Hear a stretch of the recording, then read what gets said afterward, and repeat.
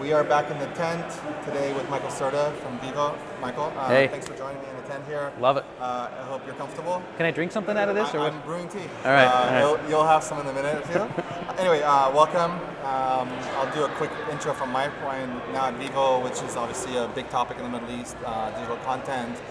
Before that, MySpace, and you're kind of what I like to call the wizard between product and making it look pretty, and the head chef for making technical stuff look cool and pretty, and for people to really enjoy. Anyway, maybe you can tell us a little about yourself and what you have cooking in the kitchen currently.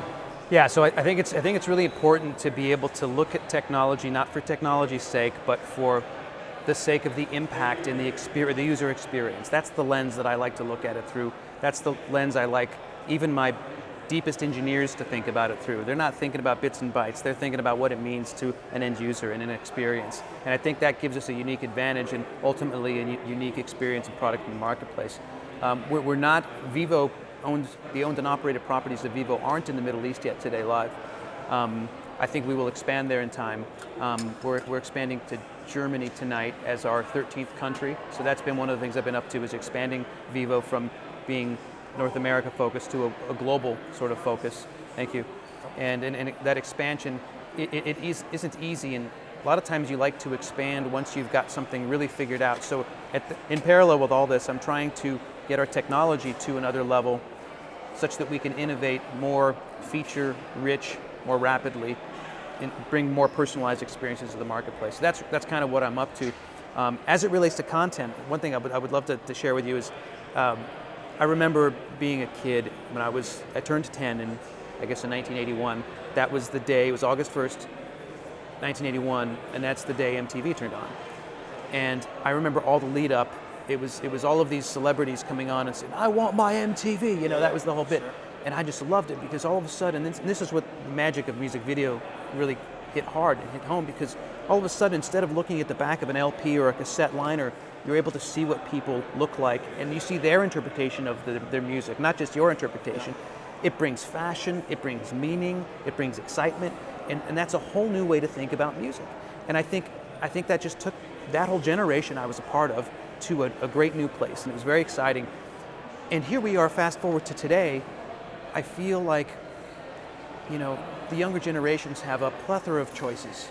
It's almost too much choice. It's almost the paradox of choice. What do I want to listen to? I don't even know. If I turn on my favorite music app, sometimes I'm not sure where to go first. So I wanted to sort of solve that for this generation and marry maybe some of the magic that we had in the early days. It's been lost? I think it's been lost.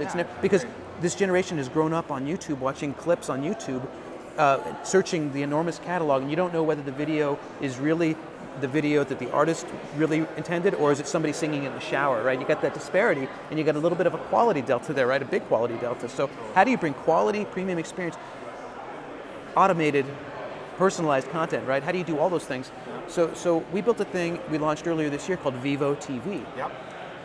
And it's basically a 24/7 linear experience that we program, the humans program, right? And this is a big deal because, again, this marketplace of this younger generation have never had this. We're bringing it to them today. And we're doing so not just on the TV, but we're doing it on, mobile devices, on iPads, on iPhones, on Android phones, on Xbox, on Apple TV, right? All these, on Roku. If you turn on our Roku device, you'll see it playing. The video's already playing. You can just watch it right away. It's almost like turning the TV on and bam, you're in. We have it throughout our mobile phone experience. It's sort of always alive. And it's just amazing because we're able to now bridge the 24/7 linear format to the search and snack format and really synthesize those things. And make it look pretty. Yeah, and I feel great about it, and I think my team feels great about it, because I think we're having cultural relevance and cultural impact, and that's bigger than building a widget and shipping it. And so, let me ask you, you were at MySpace. Yeah. Right? What did you learn there that's really driving this, or really, I guess maybe if this is the 2.0 or 3.0 version for you as far as the model, right? It's a little different as far as what you were building, but what was the biggest lesson you learned there, and how are you implementing this here this time at Vevo? When I was at MySpace, it had everything to do with both the technology stack and the product teams and how they were integrated and even organized. Yeah. I remember, looking at MySpace when I first got there, and the navigation was one product manager. The stream, or the news feed rather, that was another product manager. The events tab was, right, everybody had something of their own, and you could see that none of them, there was not one single lens connecting all of them. Yeah, it's very fragmented. And so that on top of an aging technology stack was not a recipe for good news, right? You could not innovate fast. You couldn't innovate good feature personalized things. So all of a sudden you just had this big kind of mess. In the marketplace at MySpace at the time, I remember the user base had been users for years and years and years and years. And they didn't want anything new. They wanted the old. They wanted the old, ugly, like, let me make my profile page glitzy and stars and colors and whatever.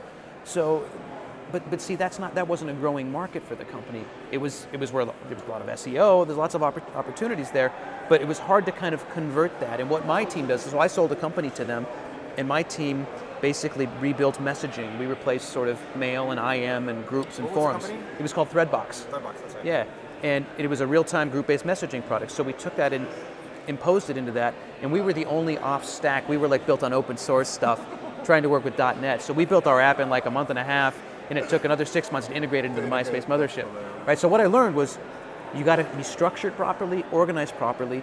You have to be driven by the same goals. Right. You can't have an engineer have one goal of throughput and output and yada yada yada, and have a product guy with a KPI of, like, user registrations or an engagement. Those are different things. They need to be combined. So I think what I learned the most is, you need to organize properly, you need to be aligned with your goals, you need to have few goals that you share equally. Who was the first company that you saw doing this really well and you're like, oh, they did a good job of this, or that or that you've come across? Boy, that's a difficult question, because I don't know if I saw anybody like really nail it, because even the great successes like Facebook, right? Yeah. I don't know if I would have wanted to be a product guy there, because again, you might be back to having the navigation as or the settings tab as your product. Maybe inadvertently I was saying, like, do you think Facebook does a good job of this? But they do a better job now. I think earlier on it was very engineering focused, and I think they learned over time that they needed to have a product lens, and now they do. Mm-hmm. Even if it is maybe fragmented, they do, and there's good leadership there. Yeah. Good leadership is very important. Right. How big is the team at Vevo?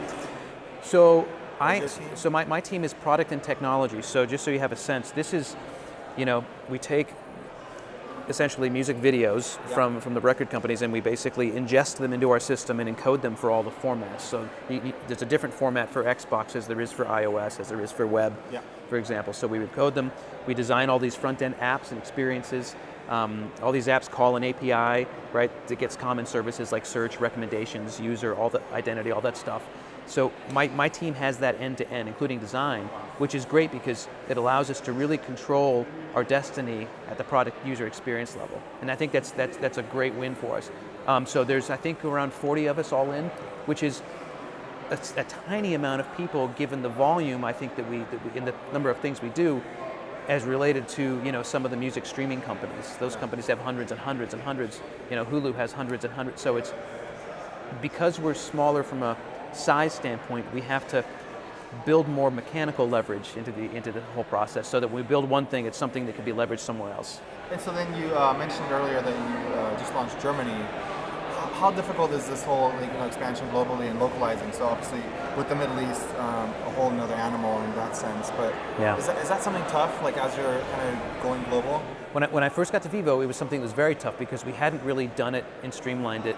And I remember facing the goal and the directive of having to expand to like 12 more territories in that given year or something like that. I was like, wow, there's a lot of things we need to do, a lot of things we need to keep in mind. And so what we did was we streamlined it.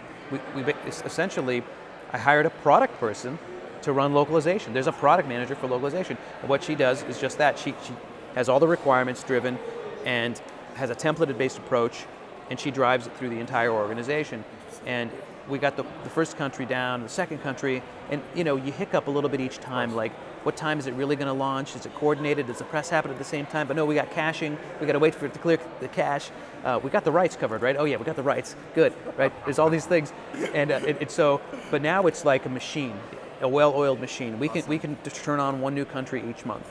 And so right now, like, what kind of volume are you guys Well, so we're not supposed to talk about everything like in terms of the exact numbers, but I'll say there's billions of videos viewed every month, billions, Billions. Yeah. billions. And So so, it's interesting tidbit I heard the other day: Saudi Arabia watches more YouTube videos than any other country in the world. Is that correct? Gosh, I think so, and I think one of the ones they watch the most is Guns N' Roses' "November Rain." For some reason, that's always in the top like 10 videos. Latin America too. They love that video. I actually, not November Rain, but it used to be Guns N' Roses. It's the only band I ever karaoke to. Really? Like if I get, You sing that high? I try. If you're drinking? At that point, yeah, I'm swinging the microphone.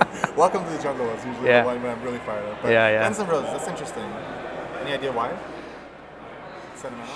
Dude, I don't know. It's like I mean, I love At Guns N' Roses, but that's not my favorite. out of Latin America too. It's like you know why? Because I think, and I'm part Hispanic, so I understand at least some of that. And I lived in Europe for a while, so I have a little bit of a global thing, I guess. And I think there's something when there's a song that's meaningful. November Rain's very slow and it's deep and it's very epic, right? Yeah. It's very different than your average pop song. It's like got all this meaning that I think people just, I guess they just love and they want to find it again. Because you don't always have a lot of the same meaning in new music, right? It's harder for people that were around then to find the same meaning in music. That's why you always have these generational gaps I across actually music. think that's partially what the problem is today with music. I can't really relate with it. Like this top 40 stuff and like Yeah. the teeny bopper stuff. Like I'm like, okay, it's cool beats, Yeah. it's catchy, but Yeah. like there's no meaning. Yeah, I've found there's a resurgence in the sound that I loved in the '80s. That's in alternative. It's called alternative today, Yeah. and there's a resurgence of it, and it's cool again. So, look, you hang around long enough, it all goes around a few times. Did you go watch Depeche Mode? No, I had tickets, but I couldn't go. Me too. I had tickets, and I actually did a giveaway inside of the company to some of the that's awesome. teams. So yeah. Yeah, it's like that's I think one of my. I'm a little younger than you, but Yeah. I grew up in Germany, so. Oh, really? When I was up until 12 years old, Depeche Mode was like cool, Iron Huge. Maiden, Oh, Depeche yeah. Mode, like that kind of stuff. But, Where in Germany were you? Düsseldorf. Oh wow. Do you still speak German? Yeah, mother's German. Oh, wow. Moved here when I was 13, so. So I lived in Switzerland when I was 13 Uh-huh. for a year. Sprichst du auch ein bisschen Deutsch? Schweizerdeutsch. Schweizerdeutsch. Come on, it's a I little bit wouldn't dirtier. understand the word Yeah, you're saying, exactly. so Yeah. It literally is like another language, but yes, that's Yeah. funny. Okay, so what's next for you guys? Like, what's the mountain you want to conquer? So it's really the living room. We've embarked upon the living room very recently in the last year. We're on Xbox, we're on Apple TV, we're on Roku. There's smart TVs that we're starting to go toward. There's more connected devices. So the living room is a big sweet spot for us because in the living room, the music video is better than listening on a music streaming service to the song. The music video's got more impact. There's a bigger screen. There's the notion of watching it together with more people. There's that impact. There's the notion of having it on while you're doing other things, right? We find we get more video views per user per month in the living room than anywhere else. Mobile's huge for us, but that is a sweet spot that's even larger. So we're embarking there. What we're doing to help get us there is we're actually building from the ground up a new HTML platform. I try to explain to people internally, it's not just about building a new Vevo.com, it's about building a Vevo.com that expands into the living room across TVs through common platforms. Thank you. And that's what we're embarking on next, and we've got a lot of that shipping this fall. There's new feature sets. We're overhauling basic things like that were probably never done to scale in the beginning, like search, for example. It's a very important service. We're overhauling that. We're overhauling our API so that the API can be called from all of our apps and not just some of our apps, and there's unification. That leads to consistency, right? So we want a very consistent, high-quality experience. Any plans for the Middle East? There are plans. I don't know the timing of those plans, but there are plans, and I think we've been thinking about it for a long time. And we even have in the innards of Vevo, we had a version of Vevo that could go into the Middle East. It was I think it was called internally Vevo Arabia. Oh, really? It's from right to left, correct? Yeah. Right. So we did all that stuff. So we have a version of Vevo somewhere in our stack that actually is part of that. Interesting. Part of the reason why I ask is because this is kind of a hobby more. Our actual business is that we, in a sense, accelerate Middle Eastern companies. And I know a lot of them are already in your space and digital content and stuff. So we have 15 of them coming here in January. Oh, wow. And the idea is that we're not funding them or incubating them or taking equity. It's more designed as a product and business accelerator in that sense. So these are companies that have raised money in the region, may have a global market, but most likely just regional. And so to me, a lot of people don't really even know what's going on, but people don't know mobile penetration is 103%. Yeah. Again, most videos watched in Yeah. Saudi Arabia. Yeah. So all these things are on an uptick, and then you have 400 million people, GDP is going up. So, Uber launching in Dubai was Yeah. a signal to me, like, oh wow, people are looking that way. Yeah. So anyway, would love to keep you in the loop and let you know if and when we have companies, and if and when you're looking to expand in the Yeah. region, to help you find partners and Absolutely. find potential companies to work with or collaborate with. Yeah.